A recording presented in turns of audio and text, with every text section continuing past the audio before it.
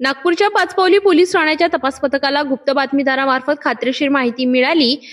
या माहितीच्या आधारे पथकाने पाचपावली येथील पहिले रेल्वे फाटक परिसरात देवटे देशी भट्टी समोर सापळा रचला।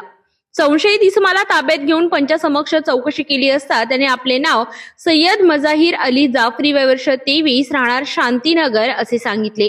त्याची अंगझडती घेतली असता त्याच्या कमरेत देसी बनावटीचे पिस्टल आढळून आले। या अग्निशस्त्राची अंदाजे किंमत 10,000 रुपये असल्याचे पोलिसांनी सांगितले।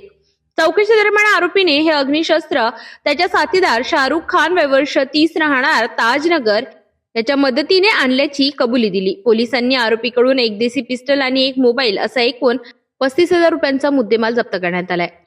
आरोपी हा कोणत्या दखलपात्र गुन्हा करण्याच्या उद्देशाने अग्निशस्त्र बाळगत असल्याचा संशय असल्याने तसेच मनाई आदेशाचे उल्लंघन केल्याने पाचपावली पोलीस ठाण्यात दोन्ही आरोपींविरुद्ध भारतीय हत्यार कायदा कलम 3 व 25 तसेच महाराष्ट्र पोलीस कायदा कलम 135 अन्वये गुन्हा दाखल करण्यात आलाय।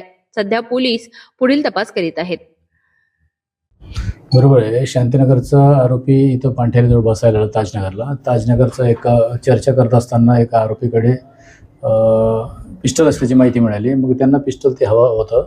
त्यांनी त्या ठिकाणी 15,000 रुपये दिला होता आरोपी सय्यद जाफरींनी। तो राहणारा शांतीनगरचा आहे। त्याच्यानंतर त्याचा जो इरादा होता तो इरादा चेंज झाला। त्याचे वडील मरण पावले। त्याच्यानंतर तो सौदा कॅन्सल करण्याची तयारीत होता। परंतु ह्या शाहरुख नावाच्या व्यक्तीने ताजनगर टेकाचा त्यांनी म्हणे असं सौदा वापस नाही होगा, तर त्यांनी दिलेल्या करारप्रमाणे दिला। ते पिस्टल घेतल्यानंतर एक याच्यात फोटो काढून आपल्यासोबत फोटो काढला। ते सोशल मीडियावर एकाने आम्हाला गोपनीय खबर दिली की फोटो सहित त्याचा पिस्टल सहित फोटो दिसत आहे, याच्याजवळ नक्कीच असायला पाहिजे देशी कट्टा। त्या अंदाजावरून आमचे मुकेश यादवची टीम त्याला ताब्यात घेऊन विचारपूस केली आणि त्याच्याकडून पिस्टल रिकव्हरी करण्यात यश मिळालं। त्याच्यानंतर पिस्टल कोणाकडून घेतलं तर ताजनगर टेका शाहरुख खान याच्याजवळून घेतल्याची निष्पन्न झाले। दोन्ही आरोपींना अटक करण्यात आले। पिशरमध्ये आहेत आरोपी।